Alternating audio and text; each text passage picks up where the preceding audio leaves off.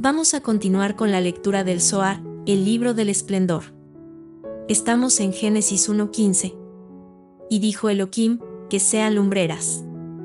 La palabra lumbreras, meorot, está escrita defectuosamente, como si fuese meerot, que significa daños. Después de que la luz primordial fue retirada, se creó una membrana para la médula, una clipa, es decir, una cáscara, y esta clipa se expandió y produjo otra. Tan pronto como salió esta segunda, ella fue subiendo y bajando hasta que alcanzó los rostros pequeños. Deseó abrirse paso hasta ellos y ser modelada como uno de ellos, y fue renuente para partir de ellos. Pero el Santo bendito sea, la apartó de ellos y la hizo bajar. Cuando él creó a Adán y le dio una pareja, tan pronto como ella, es decir, la cáscara, cuando vio a Eva inclinándose al lado de Adán y recordó por su forma la belleza suprema, se retiró, y desde entonces trató, como antes, de ligarse a los rostros pequeños. Pero los guardianes de las puertas superiores no se lo permitieron. El Santo bendito sea, la reprendió y la arrojó en las profundidades del mar, donde moró hasta el tiempo en que Adán y su mujer comieron del árbol del conocimiento. Entonces, el Santo bendito sea, la sacó de la profundidad del mar y le dio poder sobre todos esos niños, los rostros pequeños de los hijos de los hombres, que están expuestos a castigos por los pecados de sus padres. Entonces ella vagó hacia arriba y abajo del mundo. Ella se acercó a las puertas del paraíso terrenal, donde vio los querubines, los guardianes de las puertas del paraíso, y se sentó cerca de la espada flamígera, huyó y vagó por el mundo y al encontrar niños expuestos al castigo, los maltrató y mató. Todo esto se debe a la acción de la luna al disminuir su luz original. En este párrafo se está hablando de una energía que no debe ser nombrada en voz alta, de ahí que cuando veas escrito su nombre deberás simplemente deletrearlo, L-I-L-I-T.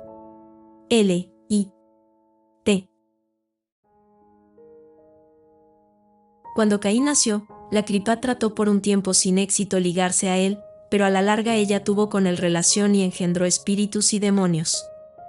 Adán tuvo durante 130 años relación con espíritus femeninos hasta que nació Naamá. Ella, por su belleza, desvió los hijos de Dios, Uzá y Asael y les dio hijos, así de ella salieron malos espíritus y demonios en el mundo. Ella vaga durante la noche vejando a los hijos de los hombres y haciéndolos mancharse. Allí donde esos espíritus se encuentran hombres durmiendo solos en una casa, revolotean sobre ellos y los inclinan, inspirándoles deseo y son de ellos embarazados. Además, les infligen enfermedades sin su conocimiento, y todo eso ocurre a causa de la disminución de la luna. Cuando la luna fue restaurada, las letras de Meorot, lumbreras, fueron invertidas para formar Imrat, palabra, como está escrito, la palabra, Imrat, del Señor es puesta a prueba, es un escudo para quienes confían en Él. Es decir, para los que mantienen firme su fe en el Santo bendito sea, Él es un escudo contra todos esos malos espíritus y demonios que vagan por el mundo al palidecer la luna. El rey Salomón, cuando penetró las profundidades del huerto de nogales, tomó una cáscara de nuez, una clipa, y extrajo una analogía de sus estratos a estos espíritus que inspiran deseos sensuales en los seres humanos, como está escrito, y las delicias de los hijos de los hombres son de demonios masculinos y femeninos. Estos, cuando duermen, dan nacimiento a multitudes de demonios. El versículo también indica que los placeres a que los hombres ceden cuando duermen, dan nacimiento a multitudes de demonios. El Santo bendito sea, encontró necesario crear todas estas cosas en el mundo para asegurar su permanencia, de modo que hubiera un cerebro con muchas membranas que lo envuelvan. El mundo todo está construido sobre este principio, superior e inferior, del primer punto místico hasta la más alejada de todas las etapas. Todas se cubren una a otra, cerebro en cerebro, espíritu en espíritu, como una cáscara en otra. El punto principal es la luz más interior, de una translucidez, tenuidad y pureza que excede a la comprensión. La extensión de ese punto se vuelve un palacio, que forma una vestidura para ese punto con una radiación que aún es incognoscible debido a su translucidez. El palacio que es la vestidura para ese punto incognoscible es también radiación que no puede comprenderse, aunque por otra parte, menos sutil y traslúcida que el principal punto místico. Este palacio se extiende en la luz primordial que es una vestidura para él. Desde este punto hay extensión tras extensión, formando cada una vestidura para la otra, estando en la relación de membrana a cerebro. Aunque sea primero una vestidura, cada etapa se torna el cerebro para la etapa siguiente. El mismo proceso tiene lugar abajo, de manera que el hombre en este mundo combina cerebro y cáscara, espíritu y cuerpo, todo para el mejor ordenamiento del mundo. Cuando la luna se hallaba conectada con el sol, ella era luminosa, pero tan pronto como se separó del sol y se le asignó el cargo de sus propias huestes, ella redujo su condición y su luz, y se crearon cáscaras sobre cáscaras para cubrirse de ellos, y todo para beneficio del cerebro. De ahí que Meorot está escrito defectuosamente. Todo eso fue para beneficio del mundo, y de ahí que esté escrito, para dar luz sobre la tierra. A continuación, en Génesis 1:16 está escrito: E hizo Elohim dos grandes lumbreras. La palabra hizo significa la debida expansión y establecimiento de todo. Las palabras, las dos grandes lumbreras, muestran que primero estuvieron asociadas como iguales, simbolizando el pleno nombre Yud-He-Vav-He Elohim. La palabra grandes muestra que a su creación se las dignificó con el mismo nombre, de modo que a través de ellas el nombre del todo fue llamado Matzpas, Matzpas, los dos nombres más elevados de las 13 categorías de la misericordia. Estas se hallan revestidas de mayor dignidad y están colocadas a la cabeza, porque derivan de lo alto y ascienden para beneficio del mundo y para la preservación de los mundos. De manera similar, las dos lumbreras ascendieron juntas con la misma dignidad. Pero la luna no estaba cómoda con el sol, y efectivamente cada uno se sintió mortificado por el otro. La luna dijo: ¿En dónde apacientas? El sol dijo: ¿Dónde haces descansar tu rebaño a mediodía? ¿Cómo puede una vela pequeña brillar a mediodía? A esto, Dios dijo a la luna: anda y amenguate. Ella se sintió humillada y dijo: ¿por qué habría de ser yo como una que se vela a sí misma? Dios entonces dijo: sigue tu camino en los pasos del rebaño. Entonces ella se amenguó de modo de ser cabeza de las filas inferiores. Desde entonces ella no tuvo luz propia y deriva su luz del sol. Primero fueron iguales, pero luego ella se amenguó entre todos esos grados suyos, aunque todavía es cabeza de ellos, pues una mujer no goza de honor salvo en conjunción con su marido, o sea, el honor de procrear. La gran lumbrera corresponde a Yud-He, Vav-He. Y la lumbrera menor a Elohim, que es el último de los grados y el término del pensamiento. Primero fue inscrita entre las letras del nombre sagrado, en su cuarta letra, pero tomó un rango inferior con el nombre Elohim. Sin embargo, aún asciende en todas direcciones arriba en la letra G, en la unión de las letras del nombre sagrado Ya, Yud-He. Luego se extendieron grados a uno y otro lado. Los grados que se extendieron hacia arriba se llamaron el dominio del día, y los grados que se extendieron hacia abajo se llamaron el dominio de la noche. Las estrellas son el remanente de las fuerzas y los ejércitos, y en número incontable están todas suspendidas de ese firmamento del cielo que es la vida del universo, Yesod de Seir Anpin, como está escrito, y Elohim las colocó en el firmamento del cielo para dar luz sobre la tierra. Esta es la tierra inferior, que extrae luz de ellas, como ellas derivan luz desde arriba. En ese día, que es el cuarto, se estableció el reino de David, el cuarto pie y sostén del trono divino, y las letras del nombre divino fueron firmemente fijadas a sus lugares. A pesar de ello, el sexto día, cuando fue plenamente formada la semejanza del hombre, no estaba firmemente fijado el trono en su lugar. Pero, entonces, por lo menos, ambos tronos, el superior y el inferior, fueron establecidos y todos los mundos instalados en sus lugares, y todas las letras se fijaron en sus esferas por la extensión del vapor primordial. El cuarto día fue rechazado de los constructores, porque en él, la lumbrera se degradó y abatió su radiación y se reforzaron las cáscaras exteriores. Todas esas luces radiantes, que son planetas con un alma inteligente, se hallan suspendidas en ese firmamento del cielo para que por ellas pudiesen establecerse el trono de David, Malhut. Esas luces son agentes formativos en el mundo inferior para perfeccionar la forma de todos los que se incluyen en el término hombre. Este es el nombre que se da a toda forma interior, y así cada forma comprendida en esta extensión se llama hombre, que propiamente indica el espíritu del hombre que emana del reino de la santidad, para el cual su cuerpo es una vestidura, como leemos, tú me vestiste en piel y carne, Job 10:11. De ahí que a menudo encontremos la expresión carne de hombre, que implica que el hombre real se halla dentro y la carne que es su cuerpo es solamente una vestidura. Los seres inferiores que han sido compuestos por este espíritu asumen formas y están envueltos en otra vestidura, como la forma de animales puros, buey, oveja, cabra, ciervo, etc. Ellos participarían gustosos de la vestidura del hombre, que corresponde a su naturaleza interior, pero sus formas se hallan cubiertas por el nombre que se aplica a sus cuerpos. Así, encontramos carne de buey, siendo buey el elemento interno de ese cuerpo, mientras la carne es la vestidura, y así con todos. De manera similar, en cuanto al otro lado, el espíritu que se encuentra en las naciones idólatras sale del reino de la impureza y no es, hablando propiamente, hombre. Por eso no se halla cubierto por ese nombre y no tiene parte en el mundo futuro.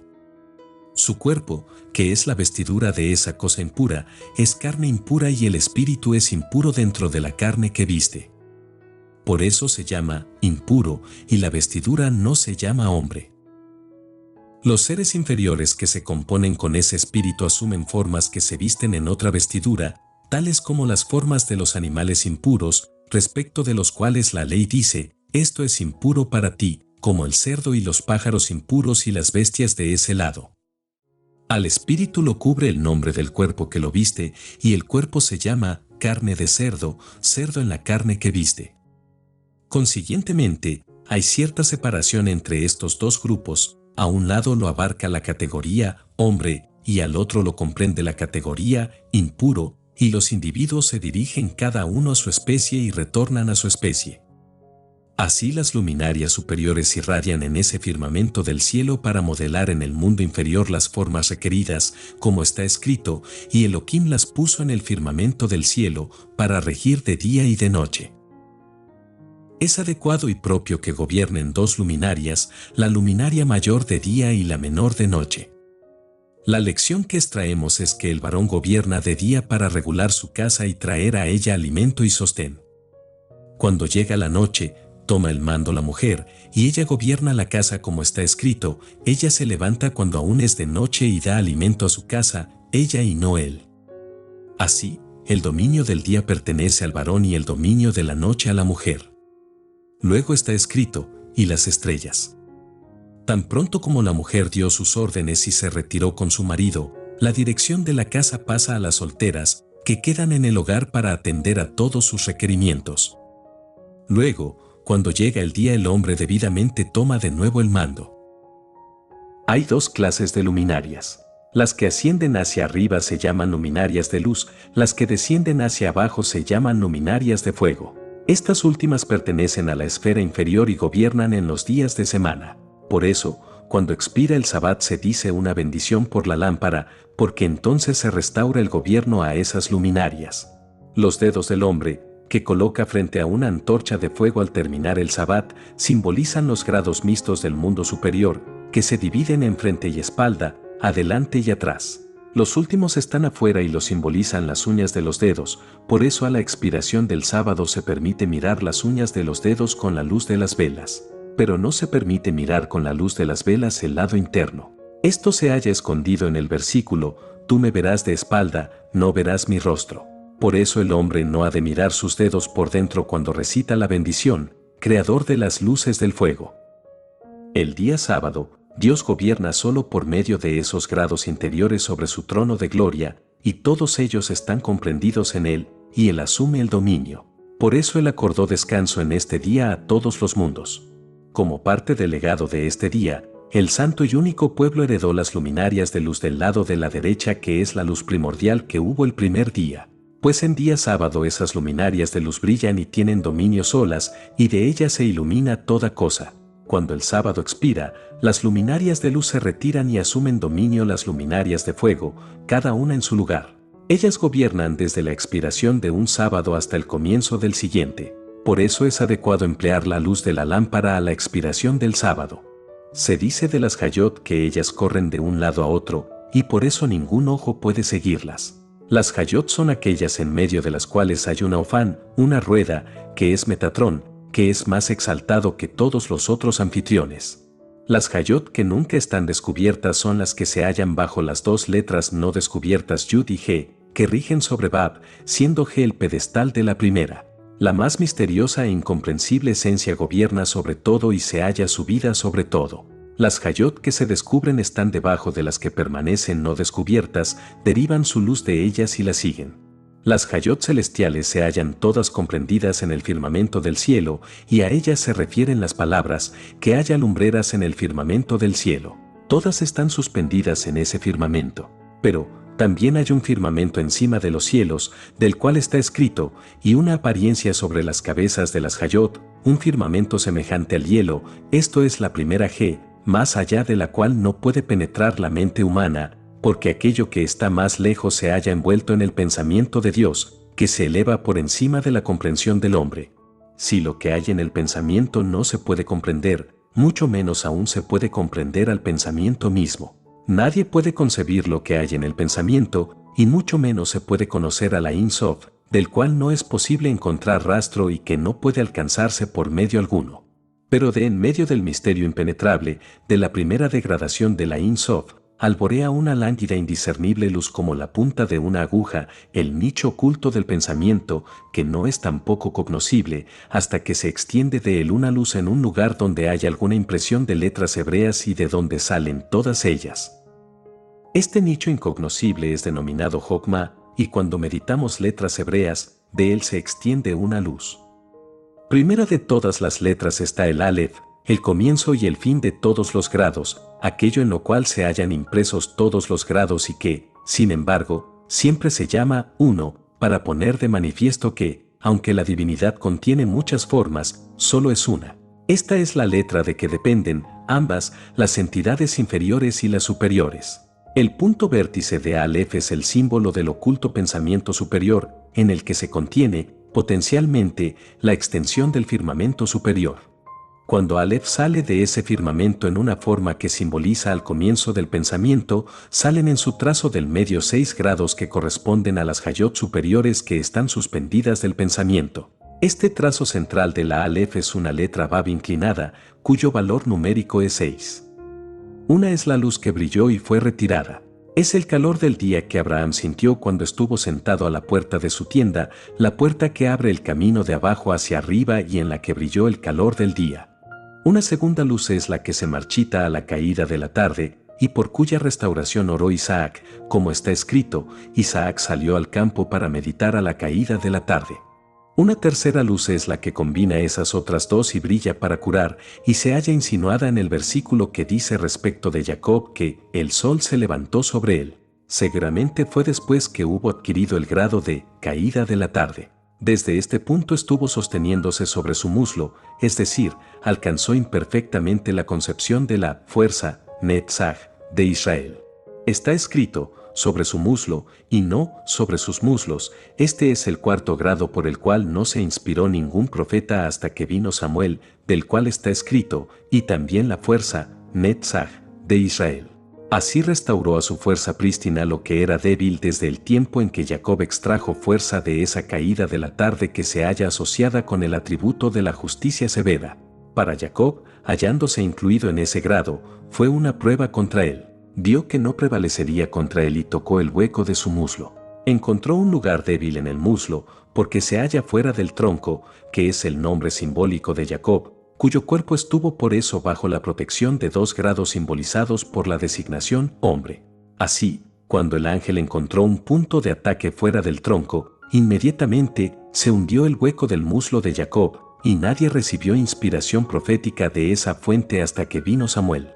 Josué derivó inspiración profética de la majestad de Moisés, como está escrito, y pondrás parte de tu majestad sobre él. Entonces, es este el 5º grado. Netzach es el muslo izquierdo, el grado de Jacob, o el grado de la profecía, y por eso vino David y lo unió con el lado derecho, como está escrito, la bienaventuranza en tu mano derecha es Netzach.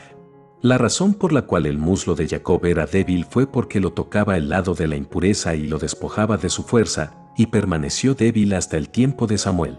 De ahí que Samuel hablara de Netzach de Israel, y de ahí también que siempre hablara con severidad. Sin embargo, posteriormente Dios lo puso bajo la égida de Od, después de que hubo ungido reyes. Merced a esto figura con Moisés y Aarón, pues combinó 2 grados inferiores, como ellos combinaron 2 grados superiores, aunque todos los grados se hallan ligados entre sí. Moisés representa a Netzach y Aarón representa a Od.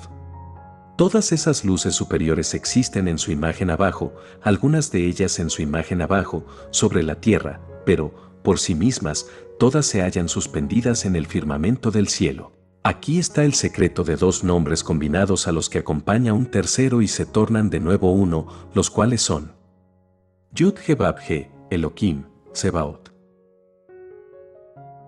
Pasamos ahora a ver el versículo 26 del primer capítulo del Génesis.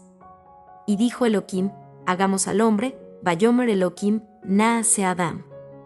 Sobre esto está escrito, el secreto del Señor es para los que le temen. El más reverenciado anciano comenzó una exposición de este versículo diciendo: Simón, Simón, ¿quién es el que dijo, hagamos al hombre? ¿Quién es ese Elohim? Con estas palabras, el anciano más reverenciado desapareció antes de que alguien lo viera. Rabí Simón, al haber oído que lo llamó simplemente Simón, y no Rabí Simón, dijo a sus colegas: con seguridad que es el santo bendito sea, del cual está escrito, y el anciano de días estuvo sentado. En verdad ahora es el tiempo para exponer este misterio que hasta ahora no se permitió divulgar, pero ahora percibimos que está dado permiso. Entonces continuó, debemos imaginar un rey que quería que se erigieran varios edificios, y que tenía a su servicio un arquitecto que nada hacía sin su consentimiento. El rey es la sabiduría superior arriba, la columna central es el rey abajo, Elohim es el arquitecto arriba, la columna central es el rey abajo. Elohim es el arquitecto arriba, siendo como tal la presencia divina, la Sejiná del mundo inferior. Ahora bien, se nos enseña que una mujer no puede hacer nada sin antes consultarlo con su marido, y así es igual con la creación. El Padre, cuando deseaba algo construido por medio de emanación, Atzilut, decía a la Madre por medio de la palabra, que se haga así y así de esta manera, e inmediatamente así era, como está escrito, y dijo Elohim, que haya luz, y la luz fue. 1. El dueño del edificio dio la orden y dijo a Elohim que haya luz, y entonces inmediatamente el arquitecto, que es Elohim, la llevó a cabo. Y así aconteció con todo lo que fue construido por medio de la emanación. El arquitecto, cuando llegó al mundo de la separación, que es la dimensión de Berilla, la esfera de los seres individuales, dijo al dueño del edificio, hagamos al hombre a nuestra imagen, según nuestra semejanza. El dueño del edificio dijo, en verdad, está bien que sea hecho, pero un día pecará delante de ti, porque es necio, así está escrito, el hijo sabio alegra a su padre, pero el hijo insensato es el pesar de su madre. Ella respondió, dado que su culpa se refiere a la madre y no al padre, yo deseo crearlo a mi semejanza. De ahí que está escrito, y Elohim creó al hombre a su imagen, no habiendo querido el Padre participar en la creación. Así está escrito con referencia a su pecado, por vuestras transgresiones vuestra madre fue repudiada. El rey dijo a la madre, ¿no te he dicho que él estaba destinado a pecar? Entonces lo arrojó, y con el arrojo a su madre. Sobre esto está escrito, el hijo sabio alegra a su padre, pero el hijo insensato es el pesar de su madre. El hijo sabio es un hombre formado por emanación, y el hijo insensato es un hombre formado por creación, Berillá. Aquí los colegas interrumpieron y dijeron, Rabí, Rabí, ¿hay entre padre y madre una división tal que del lado del padre el hombre haya sido formado por vía de emanación, del lado de la madre por vía de creación? Él respondió, amigos míos, no es así, pues el hombre de la emanación fue ambos, masculino y femenino, del lado de ambos, padre y madre. Y por eso se dice, y dijo Elohim, que haya luz, y la luz fue. La frase, que haya luz, es del lado del Padre. mientras que la frase, y la luz fue, es del lado de la madre. Y este es el hombre de dos rostros. Este hombre no tiene imagen y semejanza. Solo la Madre Superior, Elohim, tiene un nombre que combina luz y oscuridad. Luz que fue la vestidura superior y que Dios creó en el primer día y luego atesoró para los justos. Y oscuridad que fue creada en el primer día para los malvados. Por causa de la oscuridad, que fue destinada a pecar contra la luz, el Padre no quiso participar en la creación del hombre, y por eso la Madre dijo: hagamos al hombre a nuestra imagen y semejanza. A nuestra imagen corresponde a la luz, mientras que, según nuestra semejanza, corresponde a la oscuridad, que es una vestidura para lucir del mismo modo que el cuerpo es una vestidura para el alma, como está escrito: me vestiste con piel y carne.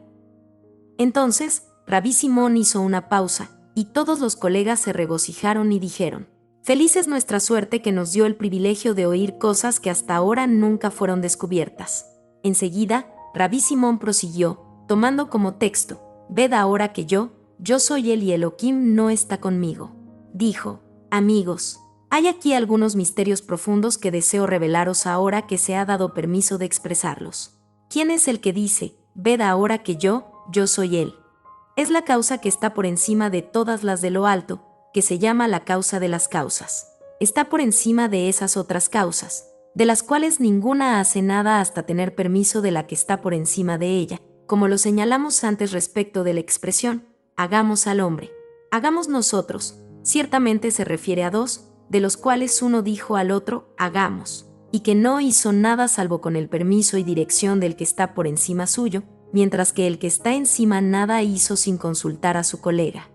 Pero la que es llamada la causa encima de todas las causas, que ninguna le es superior ni igual, como está escrito, ¿a quién me comparáis y seré igual? Dijo: ved ahora que yo soy él, y Elohim no está conmigo, de quien tomaría consejo, como aquello que está escrito. Y dijo Elohim: hagamos al hombre.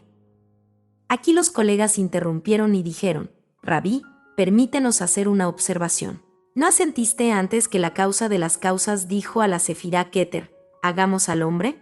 Él contestó: no escucháis lo que decís. Hay algo que se llama causa de las causas, pero esa no es la causa encima de todas las causas que yo mencioné, que no tiene colega de quien pudiera tomar consejo, porque es única, anterior a todo y no tiene compañero.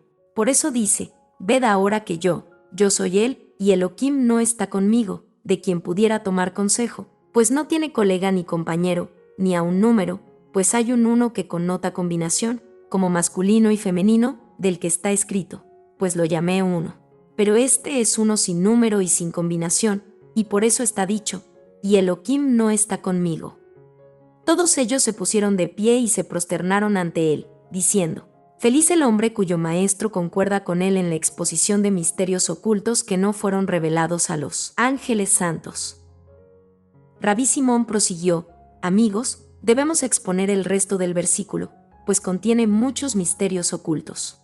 Las palabras siguientes son: yo hago morir y hago vivir, es decir, mediante la sefirot del lado de la derecha hago vivir, y mediante la sefirot del lado de la izquierda hago morir. Pero si la columna central no se halla de acuerdo, no puede pasar una sentencia, pues forman una corte de tres.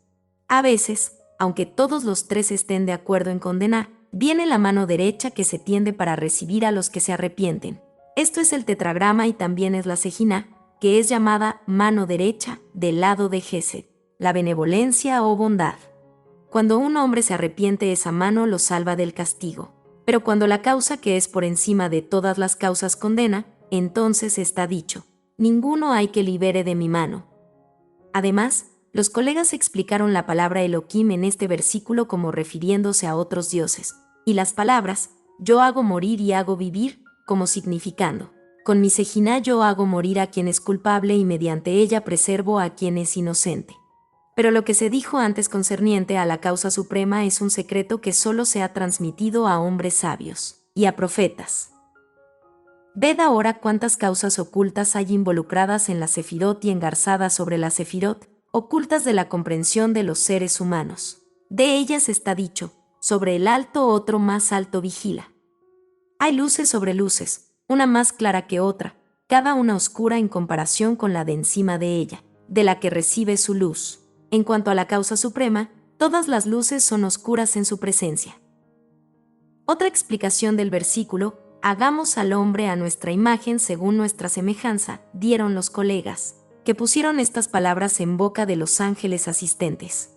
Los ángeles, como saben lo que fue y lo que será, han de haber sabido que el hombre estaba destinado a pecar. ¿Por qué, entonces, hicieron esa propuesta?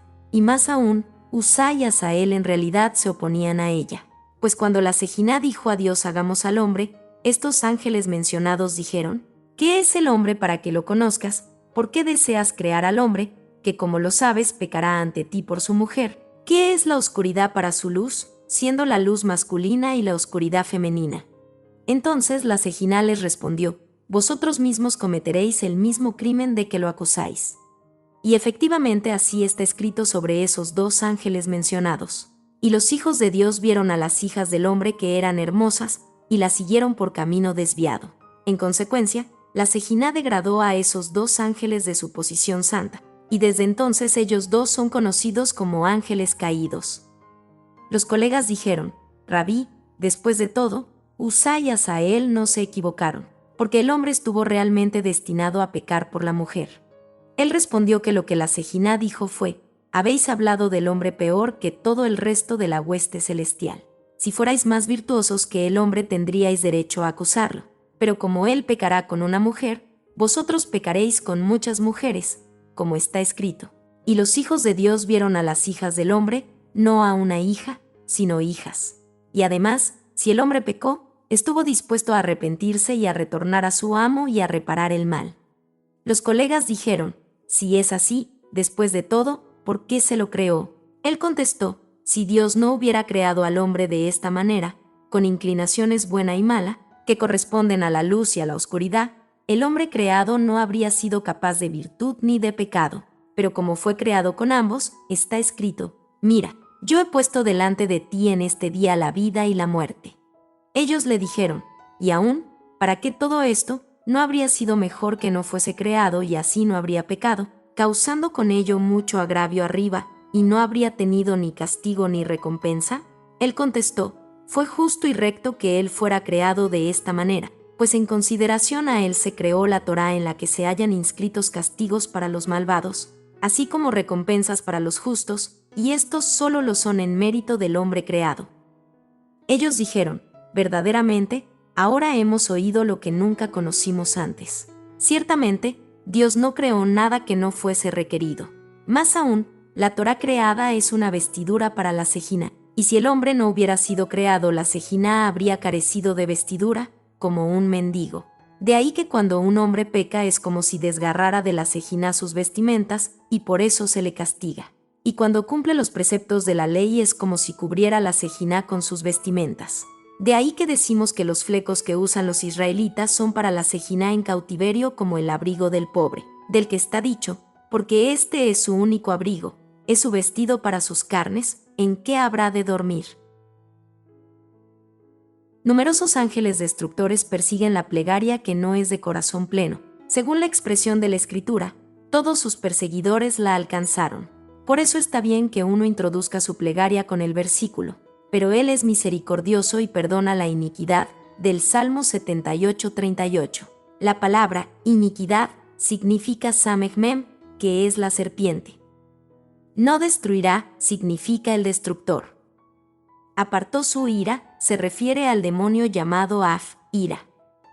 Y no quiso despertar todo su enojo se refiere al demonio Gemá, enojo. A estos poderes se ligan muchos ángeles destructores que se encuentran bajo 7 jefes con 70 subjefes, dispersos por cada firmamento, y debajo de ellos hay miríadas de otros.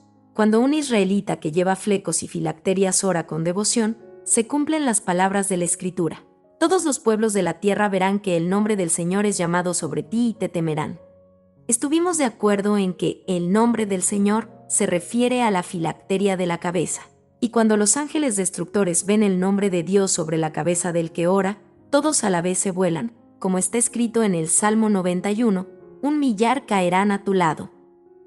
Jacob previó la opresión del último cautiverio en los días postreros, y por eso oró en ese lugar, donde luego estuvo ubicado el monte del templo, y se acostó allí de noche, porque el sol se había puesto, como dice en Génesis 28:11, es decir, llegó la noche del cautiverio. El rey David, al referirse al cautiverio, dijo, hambriento y fatigado y sediento en el desierto. Él vio la cejina reseca, marchita y enjuta, y estuvo hondamente triste por ella. Pero luego, cuando vio a Israel retornando en júbilo, compuso 10 clases de cantos, y al final de todos exclamó, plegaria por un afligido cuando desfallece. Esta es la plegaria que llega ante Dios previamente a las otras. ¿Cuál es la plegaria por un afligido? Es la plegaria nocturna que es única, sin esposo, es decir, cuando se ha ocultado la luz del sol, y porque es sin esposo es afligida y enjuta. Así como ella es el hombre justo, pobre y afligido, esta es la simiente de Jacob, que se halla en sumisión a todas las naciones y se reúne para la plegaria nocturna que tipifica la noche de la cautividad. La plegaria sabática es una benevolencia para este pobre hombre.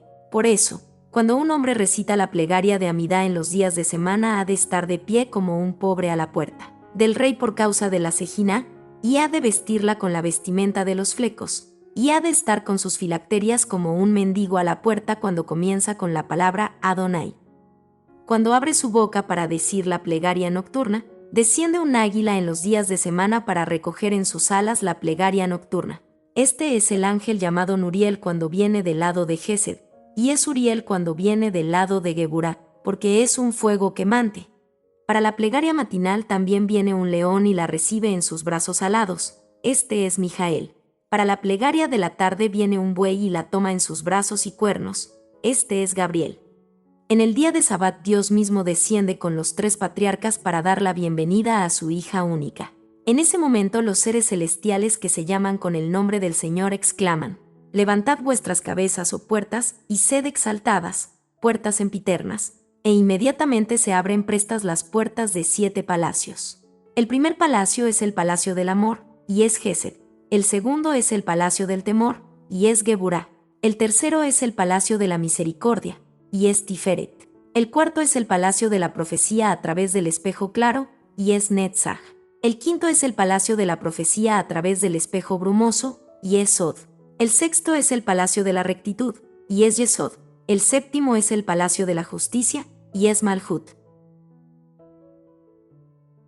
A continuación, vemos el verso 2:4 del Génesis, donde dice, estas son las generaciones de los cielos y de la tierra. Hemos asentado que la expresión, estas son, denota que las generaciones mencionadas antes no se toman en cuenta en adelante. En este caso la referencia es a los productos de Tohu, sin forma, aludidos en el segundo versículo del primer capítulo que ya vimos, donde dice, y la tierra estaba vacía y sin forma. Estos son aquellos de los cuales hemos aprendido que Dios creó mundos y los destruyó. Por eso la tierra estaba sin forma, Tohu, y vacía, Bohu, cual si dijera, ¿cómo habría Dios de crear mundos para destruirlos? Sería mejor no crearlos.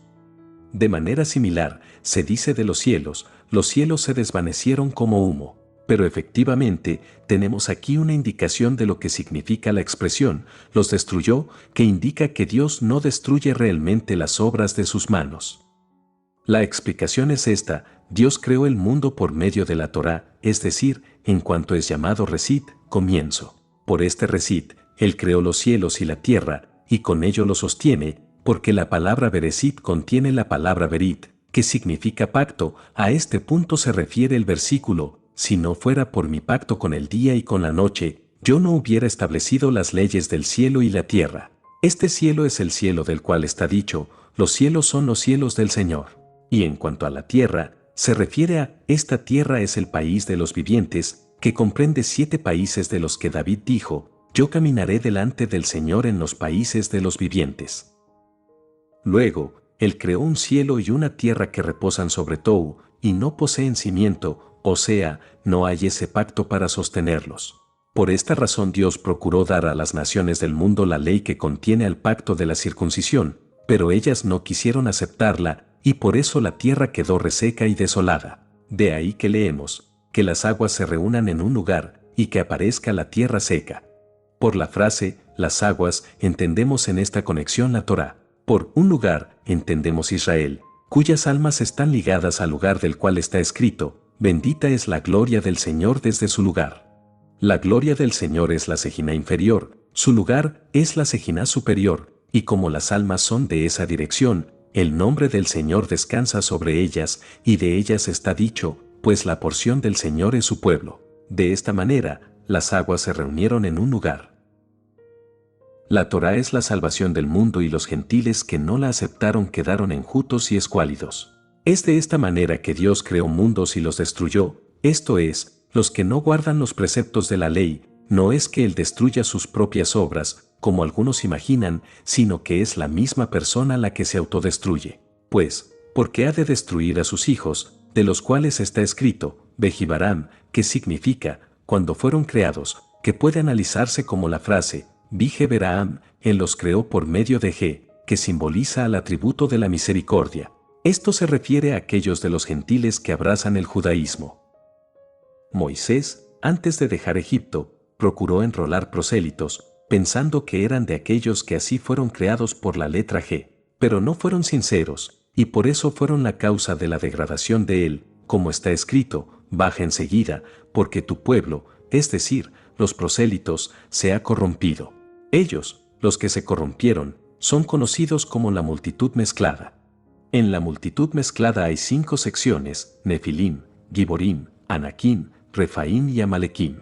Los Amalequim son los que fueron dejados del tiempo del diluvio, de los cuales está escrito, y borró toda sustancia viviente. Los de esta clase que fueron dejados en el cuarto cautiverio se hacen conductores por fuerza principal y son flagelos para Israel. De ellos está escrito, porque la tierra estaba llena de violencia por causa de ellos. Estos son los amalecitas o amalequim.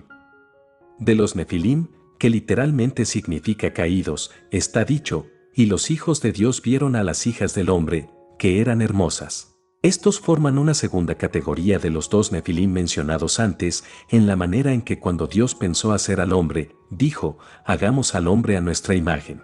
Él tuvo la intención de hacerlo cabeza sobre los seres celestiales, que debían ser sus representantes, como Joseph sobre los gobernadores de Egipto. Pero entonces esos ángeles empezaron a difamarlo diciendo, ¿qué es el hombre para que tú lo recuerdes, viendo que de seguro pecará ante ti?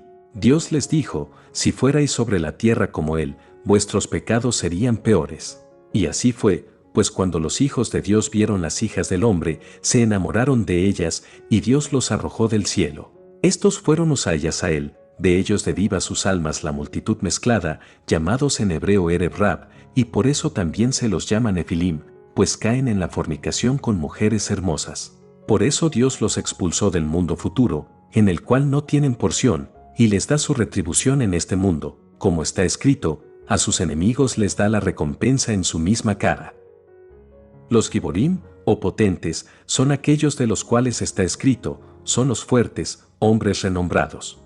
Ellos vienen del lado de los que han dicho, venid, construyamos una ciudad y hagámonos un nombre. Estos hombres levantan sinagogas y colegios y colocan en ellos rollos de la ley con ricos ornamentos, pero no lo hacen por consideración a Dios, sino solamente por hacerse un nombre, y en consecuencia, los poderes del mal prevalecen sobre Israel, que ha de ser humilde como el polvo de la tierra, de acuerdo con el versículo, y las aguas prevalecieron muchísimo sobre la tierra. Los Refaim, la cuarta sección de la multitud mezclada, son aquellos que al ver a los hijos de Israel en turbación, los abandonan, aunque se hallen en posición de ayudarles, y también descuidan la Torá y a quienes estudian, para congraciarse con los no judíos. De ellos está dicho, son Refaim, sombras, no se levantarán, cuando vendrá la redención para Israel, toda la memoria de esos Refaim perecerá. La última sección, los Anakim, literalmente, gigantes, son aquellos que tratan con ultraje a aquellos de quienes está escrito, serán como collares para tu cuello. De ellos está dicho, los Refaim son igualmente contados como Anakim, es decir, están a la par unos con otros. Todos esos tienden a retrotraer el estado de Tohu y Bohu, o sea, traen caos y vacío, y causaron la destrucción del templo. Pero así como Tohu y Bohu dieron lugar a la luz, así cuando Dios se revele, ellos serán borrados de la tierra. Pero la redención no será completa hasta que Amalek será exterminado, pues contra Amalek fue tomado juramento de que el Señor librará guerra contra Amalek de generación en generación. La siguiente es otra explicación de las palabras, estas son las generaciones del cielo y de la tierra. La expresión, estas son, corresponde aquí a la misma expresión en el texto, estos son tus dioses, oh Israel. Cuando estos, los Ereb Rab y su contraparte espiritual, sean exterminados, será como si Dios hubiera hecho el cielo y la tierra en ese día. De ahí que esté escrito, en el día que Dios hace el cielo y la tierra. En ese tiempo Dios se revelará con la Sejina y el mundo será renovado, como está escrito, porque como la nueva tierra y el nuevo cielo. En ese tiempo el Señor hará brotar del suelo todo árbol placentero, pero antes de que ellos sean exterminados no caerá la lluvia de la Torá, e Israel, que se compara con las hierbas y los árboles, no puede madurar, como se insinúa en las palabras, ningún arbusto del campo había sobre la tierra, ni hierba del campo, porque no había hombre para labrar la tierra, es decir, Israel no estaba en el templo para labrar el suelo con sacrificios, los cuales son ofrendas y meditaciones con nombres de Dios. Según otra explicación, las palabras, ningún arbusto del campo había sobre la tierra, se refieren al primer Mesías, y las palabras, ni hierba del campo había brotado, se refieren al segundo Mesías. ¿Por qué no se lanzaron? Porque no estaba Moisés para servir a la Sejina, Moisés de quien está escrito, y no había hombre para labrar el suelo. Esto también se insinúa en el versículo, el cetro no partirá de Yehudá ni el báculo del gobernante de entre sus pies. El cetro se refiere al Mesías de la casa de Yehudá, y el báculo se refiere al Mesías de la casa de Yosef. El Mesías hijo de David es quien viene a establecer a Dios sobre su trono en este mundo, enseñando los grandes secretos de la Torá. El Mesías hijo de Yosef es quien enseña a la humanidad a tener en santidad su relación conyugal, o sea, a la utilización correcta de la simiente para no desperdiciarla. A eso se refieren el cetro y el báculo. La frase, hasta que viene Silo, se refiere a Moisés, siendo el valor numérico de los nombres Silo y Moisés el mismo. También es posible referir las hierbas del campo a los justos, o sea, los estudiosos de la Torá en su sentido más profundo, tal como estamos haciendo aquí estudiando el Zohar.